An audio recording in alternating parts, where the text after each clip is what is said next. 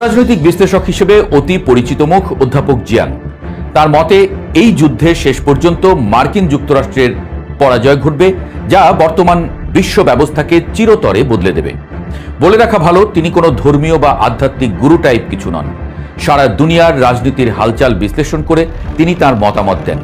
সেজন্য অধ্যাপক জিয়াংয়ের এহেন মতামতকে উপেক্ষা করছেন না কেউই। আসলেই কি তাই? বর্তমান অবস্থা আসলেই কি ইঙ্গিত দিচ্ছে? চলুন যাই বিশ্লেষণে। ইরান গত ২০ বছর ধরে অত্যন্ত সুশৃঙ্খলভাবে এই সংঘাতের জন্য নিজেকে প্রস্তুত করেছে। তাদের সামরিক কৌশল কেবল প্রচলিত যুদ্ধের মধ্যে সীমাবদ্ধ না রেখে তারা একে একটি আদর্শিক এবং অস্তিত্ব রক্ষার লড়াই হিসেবে গ্রহণ করেছে। গত বছরের জুন মাসে সংঘটিত ১২ দিনের সংক্ষিপ্ত যুদ্ধের অভিজ্ঞতা ইরানকে ইসরায়েল এবং আমেরিকার আক্রমণাত্মক সক্ষমতা সম্পর্কে এক গভীর ধারণা দিয়েছে। তারা তাদের প্রক্সি বাহিনীর মাধ্যমে আমেরিকার রণকৌশল এবং মানসিকতা নিখুঁতভাবে বিশ্লেষণ করেছে। এই দীর্ঘ প্রস্তুতি ইরানকে বর্তমানের যুদ্ধে এক অনন্য সুবিধা এনে দিয়েছে, যেখানে তারা জানে ঠিক কোথায় এবং কিভাবে আঘাত করলে পেন্টাগনের মতো বিশাল সামরিক শক্তিকেও দিশেহারা করে দেওয়া সম্ভব। বর্তমান সংঘাতের একটি অত্যন্ত ভয়াবহ দিক হল ইরানের অর্থনৈতিক যুদ্ধ কৌশল। তারা কেবল সরাসরি সামরিক লক্ষ্যবস্তুতে আঘাত করছে না, তারা বিশ্ব অর্থনীতির প্রাণকেন্দ্র হিসেবে পরিচিত গালফ কোঅপারেশন কাউন্সিল বা জিসিসি ভুক্ত দেশগুলোর উপরে চাপ সৃষ্টি করছে। জিয়াংয়ের মতে ইরান অত্যন্ত কৌশলে সৌদি আরব, সংযুক্ত আরব আমিরাত এবং কাতারের মতো দেশগুলোর জ্বালানি ও পানি সরবরাহ অবকাঠামোকে লক্ষ্যবস্তু বানিয়েছে। মরুভূমির দেশগুলোর জন্য সমুদ্রের নোনা পানি পরিষ্কার করার প্ল্যান্ট বা ডিস্যালিনেশন প্ল্যান্টটি হল জীবনের মূল উৎস। মাত্র $৫০,০০০ মূল্যের ড্রোন দিয়ে যদি রিয়াদের মতো ঘনবসতিপূর্ণ শহরের ডিস্যালিনেশন প্ল্যান্ট ধ্বংস করা হয়, তবে কোটি কোটি মানুষের মাত্র ২ সপ্তাহের মধ্যে পানির অভাবে দেশ ত্যাগে বাধ্য হবে। ইরান মূলত এই দেশগুলোর অস্তিত্বকেই হুমকির মুখে ফেলে দিয়ে আমেরিকাকে এক কঠিন কূটনৈতিক এবং অর্থনৈতিক ফাঁদে ফেলতে চেষ্টা করছে। আমেরিকার অভ্যন্তরীণ অর্থনীতির দিকে তাকালে দেখা যায় এটি এখন মূলত একটি বিশাল বিনিয়োগ চক্রের উপরে দাঁড়িয়ে আছে। গালফ রাষ্ট্রগুলো তাদের তেল বিক্রি করে যে পেট্রোডলার অর্জন করে তা পুনরায় আমেরিকার শেয়ার বাজার এবং বর্তমানের বহুল আলোচিত এআই প্রযুক্তিতে বিনিয়োগ করে। অধ্যাপক জিয়াং দাবি করেন, আমেরিকার বর্তমান এআই বুদবুদ এবং সামগ্রিক অর্থনৈতিক স্থিতিশীলতা এই বিনিয়োগের উপরে নির্ভরশীল। যদি ইরান এই অঞ্চলে তেলের প্রবাহ বন্ধ করে দিতে পারে বা পেট্রোডলারের প্রবাহে বিঘ্ন ঘটায়, তবে আমেরিকার শেয়ার বাজারে ধস নামা অনিবার্য। এটি কেবল আমেরিকার অর্থনীতি নয়, ডলার ভিত্তিক বিশ্ব রিজার্ভ সিস্টেমকেই ভেঙে ফেলবে, যা আমেরিকার বিশ্ব আধিপত্যের কফিনে শেষ পেরেক ঠুকে দিতে পারে। সামরিক সরঞ্জাম ও প্রযুক্তির অসম লড়াই বর্তমান যুদ্ধের একটি বড় দিক।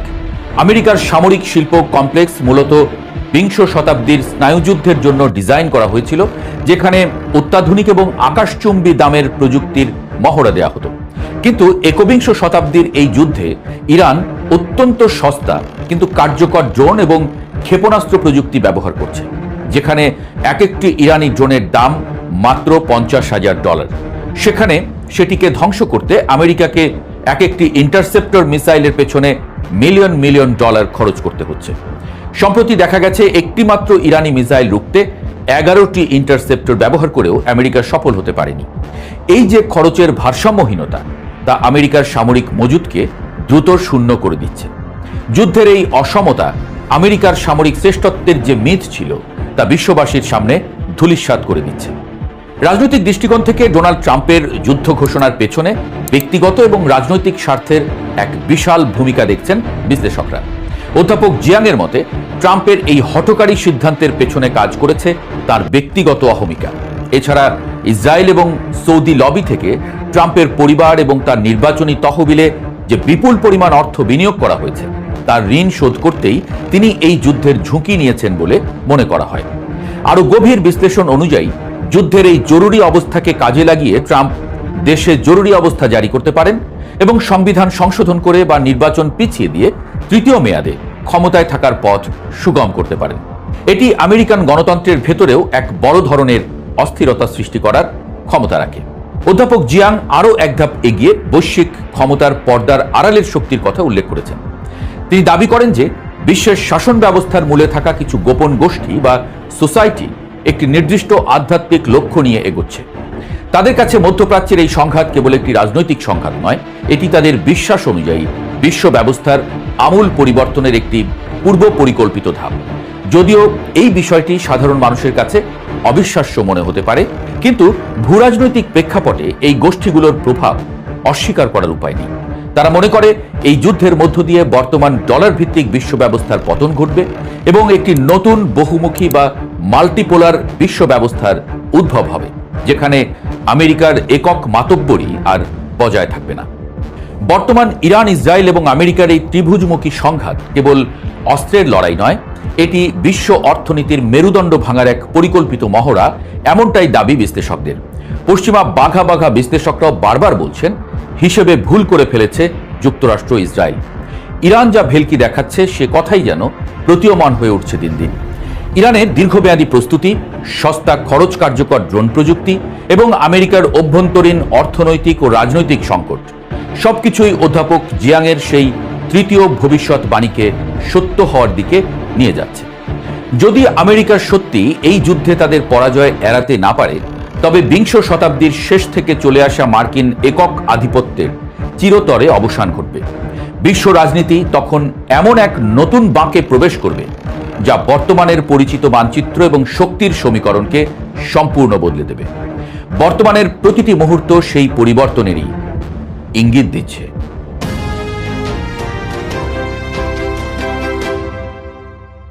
যুক্তরাষ্ট্র ইসরায়েলের ভয়াবহ যৌথ সামরিক হামলার মুখে ইরান যেন এক নিঃসঙ্গ শেরপা।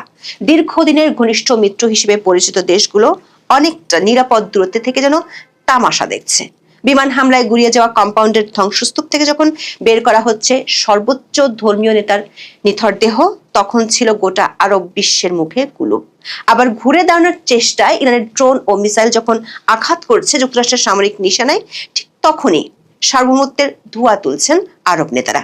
সবচেয়ে বড় বিষয় হয়ে সামনে আসছে রাশিয়া চীনের ভূমিকা।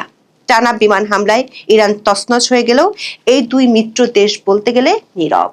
হামলার প্রতিক্রিয়া সীমাবদ্ধ শুধু নিন্দামূলক বিবৃতির অক্ষরে। শুধু তাই নয়, আরব দেশের জ্বালানি স্থাপনায় ইরানের পাল্টা আঘাত ঠেকাতে দুতিয়ালির ভূমিকা নিচ্ছেন রাশিয়ার প্রেসিডেন্ট। এ যেন সেই পুরনো প্রবাদের নতুন দৃশ্যায়ন, বিপদেই প্রকৃত বন্ধুর পরিচয়। মহাসংকটের আগে যারা ছিল ইরানের সাহসের ঠিকানা, এক মুহূর্তে তারা সবাই যেন অচেনা হয়ে গেছে।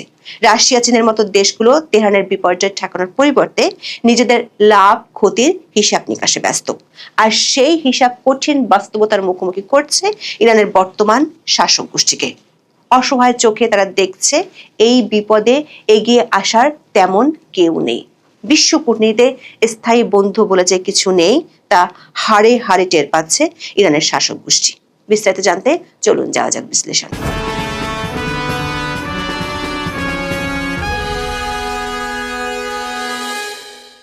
মধ্যপ্রাচ্যের প্রেক্ষাপটে আরব দেশগুলোর সঙ্গে ইরান সম্পর্কের ইতিহাসটি অম্লমধুর। কখনো শান্তিপূর্ণ সহাবস্থান, আবার কখনো প্রকাশ্য শত্রুতার মধ্যে ঘুরপাক খাচ্ছে। তবে একমাত্র ইরাক ছাড়া অন্য কোনো দেশের সঙ্গে ইরান কখনো সরাসরি সশস্ত্র সংঘাতে জড়ায়নি। আবার সাদ্দাম পরবর্তী সময় ইরাকের সঙ্গেও ধারাবাহিকভাবে সম্পর্কের উন্নতি হয়েছে। তবে আরব অঞ্চলের সবচেয়ে প্রভাবশালী দেশ সৌদি আরবের সঙ্গে ইরানের সম্পর্কের শীতলতা দীর্ঘদিনের। বিশেষত আঞ্চলিক প্রভাব নিয়ে রয়েছে বিশাল দ্বন্দ্ব। সাম্প্রতিক বছরগুলোতে ইসরায়েলের সঙ্গে বেশিরভাগ আরব দেশের সম্পর্ক উষ্ণ হচ্ছে, যার সরাসরি প্রভাবে কোণঠাসা হচ্ছিল ইরান। এবার যুক্তরাষ্ট্র ইসরায়েলের সামরিক হামলার পর আরব অঞ্চলের কোনো দেশ থেকেই শক্ত প্রতিবাদ দেখা যায়নি। এই যুদ্ধ মধ্যপ্রাচ্য এবং আরব অঞ্চলে ইরানের বন্ধুহীন হয়ে পড়ার বিষয়টি জোরালোভাবে সামনে এনেছে। আগ্রাসনের মুখে হতবিহ্বল ইরান আরব দেশগুলোতে যুক্তরাষ্ট্রের সামরিক অবকাঠামো সহ বিভিন্ন স্থাপনায় পাল্টা আঘাতের কৌশল নেয়। তবে এই কৌশল হিতে বিপরীত হচ্ছে কিনা সেই প্রশ্ন আছে। বিষয়টিকে অজুহাত হিসেবে দাঁড় করিয়ে ইরানকে আরো কোণঠাসা করার চেষ্টা করছে যুক্তরাষ্ট্রের মিত্র আরব দেশগুলো। বিশ্লেষকরা বলছেন, ইরানের পাল্টা পদক্ষেপ আরব সরকারগুলোকে আরো বেশি ওয়াশিংটনের কাছে ঠেলে দেওয়ার ঝুঁকিও তৈরি করেছে। এর মধ্যে কয়েকটি ইউরোপীয় দেশও এসব দেশকে সামরিক সহায়তার ইঙ্গিত দিতে শুরু করেছে। দর্শক, ইরানের পরীক্ষিত মিত্র হিসেবে পরিচিত রাশিয়ার ভূমিকা নিয়েও উঠেছে প্রশ্ন। বিবৃতি দিয়ে ইরান হামলা নিন্দা জানানোর মধ্যেই থেমে আছে মস্কো। বিস্ময়করভাবে তারা আরব অঞ্চলে ইরানের প্রতিশোধমূলক হামলা ঠেকানোর দুতিয়ালিতেও নেমে পড়েছে। ইরানে হামলা ঠেকানোর পদক্ষেপ নেওয়ার পরিবর্তে আরব দেশগুলোর জ্বালানি অবকাঠামো নিয়ে পুতিন বেশি উদ্বিগ্ন। এর মধ্যে টেলিফোনে কথা বলেছেন কয়েকজন আরব নেতার সঙ্গে। তাদের আশ্বস্ত করে বলেছেন এ ধরনের হামলা বন্ধের জন্য বার্তা দেবেন তেহরানকে। বিশ্লেষকেরা বলছেন দীর্ঘদিনের বন্ধু হলেও ইরান এখন রাশিয়ার জন্য তৈরি করেছে বহুমাত্রিক সংকট। বন্ধুত্বের চেয়ে কূটনীতির বহুমুখী মেরুকরণকে বেশি গুরুত্ব দিতে চায় রাশিয়া। সেই সঙ্গে উদ্ভূত পরিস্থিতিতে আর্থিক লাভ ক্ষতির কড়া হিসাবও করতে হচ্ছে। এতে দেখা যাচ্ছে ইরানের বর্তমান রেজিমকে শক্ত সমর্থন দেওয়ার চেয়ে কৌশলী ভূমিকা নেওয়াই বেশি লাভজনক। আর তাই সেই পথে আপাতত হাঁটতে চায় রাশিয়া। আল জাজিরার এক নিবন্ধে দাবি করা হয় খামেনির মৃত্যু রাশিয়ার জন্য ক্ষতির পরিবর্তে বাণিজ্যিক লাভের দরজা খুলে দিতে পারে। আর তাই একদিকে নিন্দা, আবার অন্যদিকে নিজেদের অর্থনৈতিক ও কৌশলগত ভাগ্য বদলের সুযোগ বিশ্লেষণ করছে মস্কো। কয়েক দশক ধরে ইরানে কোটি কোটি ডলার অস্ত্র সরবরাহ করছে রাশিয়া। তবে তেহরানের সংকটের চরম মুহূর্ত পুতিন প্রশাসনের জন্য নতুন সমীকরণ তৈরি করেছে। বিশেষ করে ইরানের তেল রপ্তানি স্থবির হয়ে পড়ায় বিশ্ব বাজারে রাশিয়ার জ্বালানি তেলের চাহিদা হঠাৎ বেড়ে যাওয়ার সম্ভাবনা তৈরি হয়েছে। রাশিয়ার অর্থনীতির জন্য আশীর্বাদ হয়ে এসেছে বিশ্ব বাজারে তেলের মূল্যের। বিশ্বের বড় বড় তেল শোধনাগারগুলোকে এখন রাশিয়ার তেলের উপর নির্ভর করতে হবে। এই বাড়তি চাহিদা মাথায় রেখেই ইরান প্রশ্নে রক্ষণশীল অবস্থান নিচ্ছে মস্কো। সামরিক দিক থেকেও রাশিয়ার জন্য এই যুদ্ধ পরোক্ষ স্বস্তি নিয়ে এসেছে। ইউক্রেন রণাঙ্গন থেকে আকাশ প্রতিরক্ষা ব্যবস্থা মধ্যপ্রাচ্যে সরিয়ে নিচ্ছে যুক্তরাষ্ট্র। পেট্রিয়ট মিসাইলগুলো বিভিন্ন আরব দেশে মোতায়েন করায় আতঙ্ক ছড়িয়ে পড়েছে ইউক্রেনে। এর ফলে রাশিয়ার ব্যালিস্টিক ক্ষেপণাস্ত্র অনেকটা বিনা বাধায় ইউক্রেনে আঘাত হানতে সক্ষম হচ্ছে। ইরান যুদ্ধ যত দীর্ঘস্থায়ী হবে তত ইউক্রেনে সুবিধা পাবে রাশিয়া। আবার ইরানের দিকে পুরোপুরি ঝুঁকে যাওয়ার বিপদ সম্পর্কেও সচেতন রাশিয়া। ইরান রাশিয়ার অন্যতম প্রধান কৌশলগত অংশীদার হলেও মস্কো ইসরায়েলের সঙ্গেও বাস্তবসম্মত সম্পর্ক রাখতে চায়। বিশ্লেষকরা বলছেন ইরানে খামেনি হত্যা রাশিয়ার সামনে আরও কিছু জটিল সংকট তৈরি করেছে। এজন্য রাশিয়ার পক্ষে সরাসরি কোনো অবস্থান নেওয়া কঠিন। আরব অঞ্চলে ইরান বিরোধী অবস্থানে থাকা দেশগুলোতেও রাশিয়ার বহুমুখী অর্থনৈতিক এবং রাজনৈতিক স্বার্থ আছে। ইরানের পক্ষে শক্ত অবস্থান নিলে এসব স্বার্থ ক্ষতিগ্রস্ত হতে পারে। আবার কোনো কারণে ইরানের বর্তমান শাসক গোষ্ঠীর পতন ঘটলে আগামীতে যারা আসবে তারা রাশিয়া বিরোধী হয়ে উঠতে পারে। দীর্ঘদিনের মিত্র খামেনির মৃত্যুর চেয়েও ক্রেমলিনের সামনে এখন বড় দুশ্চিন্তা ইরানে তাদের বিপুল বিনিয়োগ। এর মধ্যে রয়েছে নর্থ সাউথ করিডোর। এর আওতায় একটি রেলপথ দক্ষিণ ককেশাস হয়ে রাশিয়া ও ইরানকে সংযুক্ত করবে। এই প্রকল্পে বিপুল বিনিয়োগ করেছে রাশিয়া। এছাড়া দক্ষিণ ইরানে 4টি পারমাণবিক রিয়েক্টর নির্মাণে $25 বিলিয়ন চুক্তি করা হয়েছে। কোনো কারণে বর্তমান শাসন ব্যবস্থার পতন হলে এসব বিনিয়োগ হাতছাড়া হতে পারে। আর তাই শক্তভাবে ইরানের বর্তমান রেজিমকে সহায়তা দিতে অনাগ্রহী মস্কো। অন্যদিকে বর্তমান সংকটে মস্কোর পুরোপুরি নীরব থাকাও সম্ভব নয়। তাহলে মিত্র শাসক গোষ্ঠী নাখোশ হতে পারে। কোনোভাবে তারা সংকট কাটিয়ে উঠতে পারলে রাশিয়াকে আর আগের মতো আস্থায় নিতে চাইবে না। সব মিলিয়ে ইরান ইস্যুতে রক্ষণশীল ভূমিকায় থাকতে চায় রাশিয়া। এজন্য আপাতত বিবৃতির বাইরে তেমন কোনো পদক্ষেপ হয়তো দেখা যাবে না পুতিন প্রশাসনের পক্ষ থেকে। ঠিক একই কৌশল চীনের দিক থেকেও দেখা যাচ্ছে। অনেকেই ধারণা করেছিলেন বেজিং হয়তো সামরিক সহায়তার হাত বাড়িয়ে দেবে, তবে তেমন কোনো লক্ষণ 4 দিনেও দেখা যায়নি। তেহরানকে বেজিং স্যাটেলাইট ভিত্তিক গোয়েন্দা তথ্য সরবরাহ করছে বলে গুঞ্জন রয়েছে, তবে এর সত্যতা নিশ্চিত হওয়া যায়নি। ব্লুমবার্গের এক নিবন্ধে দাবি করা হয়েছে বর্তমান সংকটে ইরানের পক্ষে চীনের জোরালোভাবে দাঁড়ানোর সম্ভাবনা বেশ কম। নিবন্ধে ইরানে চীনের বিনিয়োগ ও প্রভাব নিয়ে প্রচলিত ধারণার বেশিরভাগ স্রেফ মিথ বলেও দাবি করা হয়। এতে বলা হয় চীন ইরানের সবচেয়ে গুরুত্বপূর্ণ অর্থনৈতিক অংশীদার। তারা ইরানের রপ্তানি করা তেলের প্রায় 90% কিনে নেয় এবং কঠোর নিষেধাজ্ঞার মধ্যে থাকা বর্তমান রেজিমের জন্য আর্থিক লাইফলাইন হিসেবে কাজ করে। তবে যুক্তরাষ্ট্র ইসরায়েলের হামলায় ইরান ক্ষতবিক্ষত হলেও বেজিং বিবৃতির বাইরে তেমন কোনো সমর্থন জানায়নি। চীন ইরান সম্পর্কটি সাধারণত ধারণার তুলনায় অনেক বেশি একপেশে বলে দাবি করছে ব্লুমবার্গ। বলা হয় ঘোষিত চুক্তির তুলনায় ইরানের চীনের বিনিয়োগ নাটকীয়ভাবে কম। এমনকি সাম্প্রতিক বছরগুলোতে ইরানের সঙ্গে চীনের বাণিজ্য অনেক কমেছে। 2021 সালে চীনের পররাষ্ট্রমন্ত্রী ওয়াং ই তেহরান সফরের সময় 25 বছরের একটি কৌশলগত সহযোগিতার চুক্তি করেন। কথা ছিল এর আওতায় ইরানে $400 বিলিয়ন পর্যন্ত চীনা বিনিয়োগ আসবে, তবে বাস্তবতা এর ধারে কাছেও নেই। 5 বছরে মাত্র 2 থেকে 3 বিলিয়ন ডলারের বিনিয়োগ নিশ্চিত হয়েছে। মধ্যপ্রাচ্যের সংযুক্ত আরব আমিরাত বা সৌদি আরবেও এর চেয়ে অনেক বেশি বিনিয়োগ করেছে চীন। অর্থাৎ ইরানের ক্ষেত্রে কাজের চেয়ে বেশি কথা বলা হয়েছে চীনের পক্ষ থেকে। বিষয়টি নিয়ে ইরানের পক্ষ থেকে অতীতে হতাশা জানানো হয়েছে। চুক্তি স্বাক্ষরের 2 বছর পর 2023 সালে তখনকার ইরানি প্রেসিডেন্ট ইব্রাহিম রাইসি বেইজিং সফর করেন। এ সময় তিনি চীনা বিনিয়োগের ধীর গতি নিয়ে প্রকাশ্যে হতাশা জানান। চীনের সরকারি তথ্য অনুযায়ী 2024 সালের শেষে ইরানে তাদের প্রত্যক্ষ বিদেশি বিনিয়োগের পরিমাণ ছিল $4.5 বিলিয়ন, অথচ সংযুক্ত আরব আমিরাতে ছিল $9.5 বিলিয়ন। ইরানের চীনা মোট বিনিয়োগের বেশিরভাগই মূলত জ্বালানি ও ধাতু খাতে। অন্যদিকে সৌদি আরবে চীনের বিনিয়োগ $15.7 বিলিয়ন। এই বিনিয়োগ জ্বালানি, প্রযুক্তি, ধাতু ও বিনোদন সহ বহু খাতে বিস্তৃত। মজার বিষয় হলো, অনেকেই মনে করেন ইরানের সবচেয়ে বেশি বিনিয়োগ চীনের, তবে বাস্তবতা তা নয়। রাশিয়া চীনকে ছাড়িয়ে অনেক আগেই সেখানে বৃহত্তম বিদেশি বিনিয়োগকারীর জায়গা দখল করেছে। পর্যবেক্ষকরা বলছেন, মধ্যপ্রাচ্যের অন্য দেশগুলোর তুলনায় ইরানে চীনা কোম্পানির উপস্থিতি খুবই সীমিত। অর্থনৈতিক নিষেধাজ্ঞার ঝুঁকির কারণে বড় চীনা প্রতিষ্ঠানগুলো সাধারণত ইরানকে এড়িয়ে চলে। ফলে কল্পনায় যাই ভাবা হোক, বাস্তবে মধ্যপ্রাচ্যে ইরানের চেয়ে অন্য দেশের গুরুত্ব চীনের কাছে বেশি। এমনকি ইরানের সঙ্গে চীনের সামরিক সম্পর্ক কতটা দৃঢ় তা নিয়েও প্রশ্ন আছে। আন্তর্জাতিক পরমাণু শক্তি সংস্থার হুমকির মুখে 2005 সালে চীন আনুষ্ঠানিকভাবে ইরানের কাছে অস্ত্র বিক্রি বন্ধ করে দিয়েছিল। তবে গোপন বা কৌশলগত সামরিক সহযোগিতা নিয়ে বিভিন্ন সময় গুঞ্জন উঠেছে। ব্লুমবার্গের প্রতিবেদনে বলা হয়, ইরানের চীনা বিমান প্রতিরক্ষা ব্যবস্থা বা ক্ষেপণাস্ত্র জ্বালানির উপাদান পাঠানোর গুঞ্জন থাকলেও দুই দেশের কেউ তা প্রকাশ্যে নিশ্চিত করেনি।